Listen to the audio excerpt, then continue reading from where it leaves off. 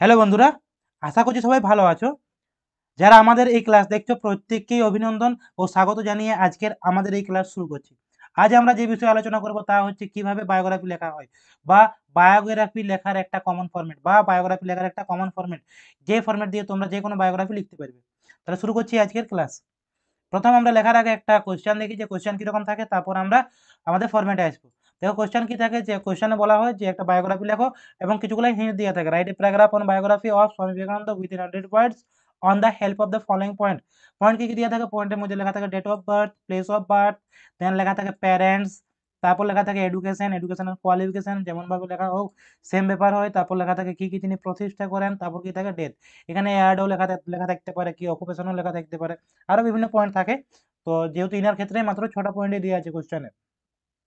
দেন আমরা আসি যে কিভাবে আমরা এই কোশ্চেনটাকে সলভ করব, কিভাবে কোশ্চেনকে আমরা সলভ করব।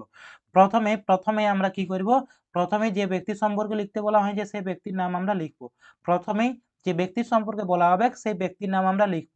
দেন আমরা শুরু করব আমাদের ইন্ট্রোডাকশন পার্ট। এই ইন্ট্রোডাকশন পার্টে যা লেখা আছে তোমরা হুবহু তাই লিখে দিবে। There have been many person who by their live and activities have won the heart of people. There have been many person who by their live and activities have won the heart of the people.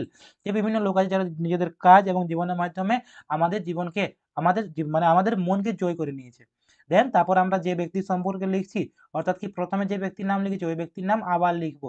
তারপর কি লিখবো? Is one of them, তিনিও তাদের মধ্যে একজন, তারপর আমরা কি লিখবো? বার্থ।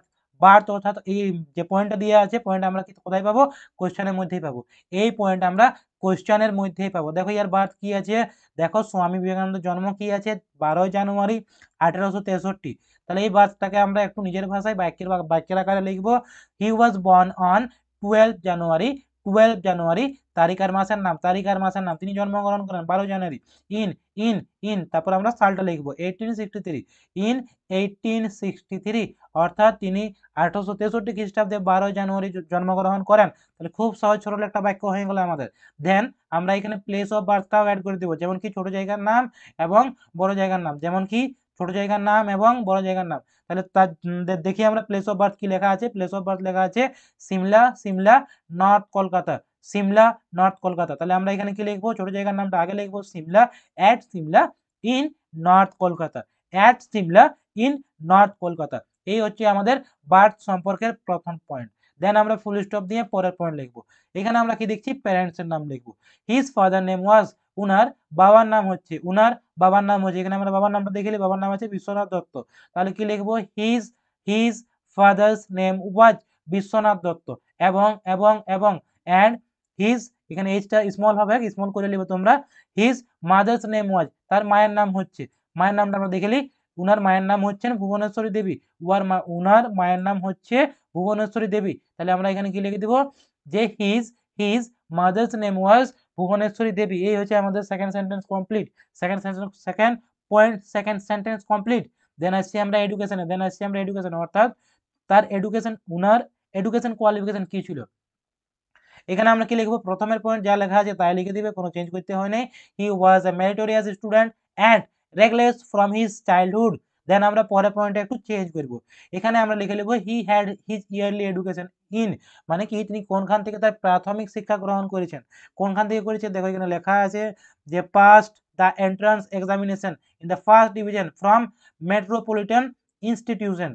তাহলে তিনি মেট্রোপলিটন ইনস্টিটিউশন থেকে তার প্রাথমিক শিক্ষা গ্রহণ করেছেন। তাহলে আমরা এখানে লিখে দেবো he had his yearly education at metropolitan institution. তারপর আমরা কিছু বাড়তি দিয়ে আছে সেটাকে পরে অ্যাড করে দেবো। Pass the entrance exam in the first division, bus full stop. Pass the entrance examination in the first division, এখানে লেখার পর ফুল স্টপ। তারপর আমরা পরের বাক্যে চলে আসবো। দেখো পরের বাক্যে কি লেখা আছে? পরবর্তী বিদ্যালয়ের নাম। তাহলে এখানে আমরা কি লিখবো? He had his education in, তিনি তার পরবর্তী যে শিক্ষা সেটাকে চালিয়ে গেছিল কোন বিদ্যালয় থেকে। দেখো পরের পয়েন্ট আমরা কি দেখি যে past BA with honours in philosophy from Scottish church college.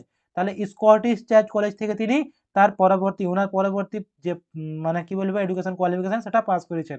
তাহলে আমরা পয়েন্ট দেখি আর একবার ঘুরে যে he had his education in, he had his education in Scottish church college, তারপর ইন দিকে সালটা লিখে দেবো, ইন লেখার পর সালটা লিখবো 1884, দেন আমরা কি লিখবো and passed BA with honours in philosophy, then full stop, এই হচ্ছে আমাদের 3 নম্বর পয়েন্ট কমপ্লিট। দেন আমরা আসি ফুল স্টপ দেওয়ার পর আমরা ডাইরেক্ট চলে আসবো হিজ প্রফেশনাল ক্যারিয়ার। তাহলে যেহেতু উনার প্রফেশনাল ক্যারিয়ার এখানে দেওয়া নাই, তাহলে এই পয়েন্ট আমরা কি করব, স্কিপ করব, এই পয়েন্ট আমরা এখানে স্কিপ করব। যদি দেওয়া থাকে তাহলে তোমরা লিখবে, দেওয়া না থাকলে বাদ দিবে, দেওয়া থাকলে লিখবে, দেওয়া না থাকলে বাদ দিবে, এই পয়েন্ট এখানে স্কিপ হচ্ছে। দেন আসছি আমরা পরের পয়েন্টে, ফাউন্ডেশন অর্থাৎ কি, তিনি কি কি প্রতিষ্ঠা করেন। দেখো এখানে দেওয়া আছে হয়তো ফাউন্ডেশন, ফাউন্ডেড, দেখো দেওয়া আছে কি প্রতিষ্ঠা করেছেন, রামকৃষ্ণ মিশন, কত সালে, 1897। দেন বেলুর মঠ, দেন প্রতিষ্ঠা করেছেন বেলুর মঠ 1899 খ্রিস্টাব্দে। কি লিখবো আমরা এখানে ফুল স্টপ দেওয়ার পর, এখানে যেহেতু ফুল স্টপ হয়ে গেছে আমাদের, ফুল স্টপ দেওয়ার পর আমরা এখান থেকে শুরু করব, with w ক্যাপিটাল করে নেবে, with all his love and extraordinary energy he and dedication he set up তিনি তৈরি করেছিলেন, তিনি প্রতিষ্ঠা করেছিলেন, কি করেছিলেন, রামকৃষ্ণ মিশন। যেহেতু জায়গার নাম এখানে দেয়া নাই, তাহলে এই পয়েন্ট আমরা বাদ দিয়ে দেবো, যেহেতু জায়গার নাম দেয়া নাই তাই পয়েন্ট বাদ দিয়ে দেবো। যদি দেওয়া থাকে তাহলে তোমরা লিখবে, দেওয়া যেহেতু নাই তাই আমরা এখানে বাদ দিচ্ছি, তাই এখানে আমরা বাদ দিচ্ছি।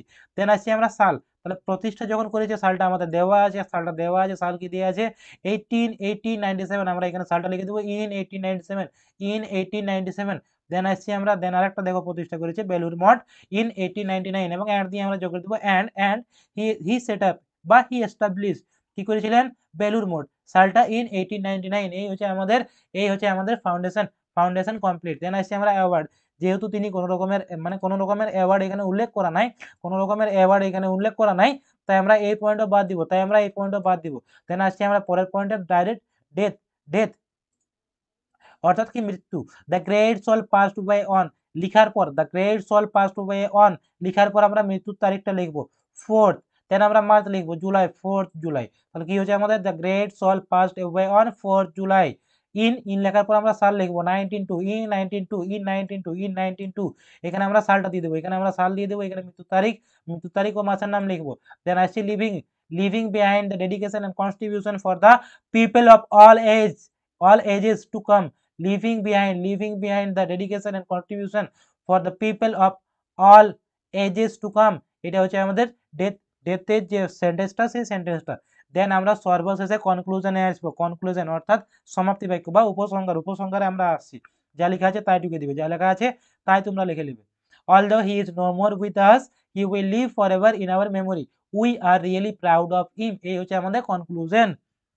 যেহেতু তিনি আমাদের মধ্যে নাই, তাও আমরা তাকে স্মরণ করি, তবুও আমরা তাকে স্মরণ করি, এবং আমরা গর্বিত, আমরা উনার প্রতি গর্বিত। এই হচ্ছে আমাদের পুরা বায়োগ্রাফি লেখার ফরম্যাট, ফরম্যাট একবার ভালো করে দেখে নাও, ফরম্যাট একবার ভালো করে দেখে নাও, স্ক্রিনশট নিয়ে নাও, বা আমার পিডিএফ বা এই যে পিডিএফটা আছে, পিডিএফটা আমি ডেসক্রিপশন বক্সের মধ্যে দিয়ে দিয়েছি, তোমরা পিডিএফটা ডাউনলোড করবে এবং খাতায় নোট করে নেবে, ঠিক আছে। যে কোনো কোশ্চেন হোক বায়োগ্রাফির থেকে এই ফরম্যাটেই আসবে, ঠিক আছে। এবং যে পয়েন্টগুলো দেওয়া থাকবে সেই পয়েন্টগুলোকে লিখবে, যে পয়েন্টগুলো দেওয়া থাকবে না সেই পয়েন্টগুলোকে বাদ দিয়ে দিবে। এই হচ্ছে আমাদের টোটাল বায়োগ্রাফি লেখার ফরম্যাট, সহজ ফরম্যাট একটা খুবই, যে কোনো কোশ্চেন এই ফরম্যাটে অ্যাপ্লাই করা যাবে, ঠিক আছে। তাহলে ভিডিওটা সম্পূর্ণ দেখার জন্য ধন্যবাদ, এবং যদি চ্যানেলে নতুন হয়ে থাকো তাহলে চ্যানেলটি সাবস্ক্রাইব করবে। ক্লাস 9, 10, 11, 12 প্রত্যেকটা ক্লাসের এই ভিডিও আমরা একে একে আপলোড করব। ধন্যবাদ সকলকে।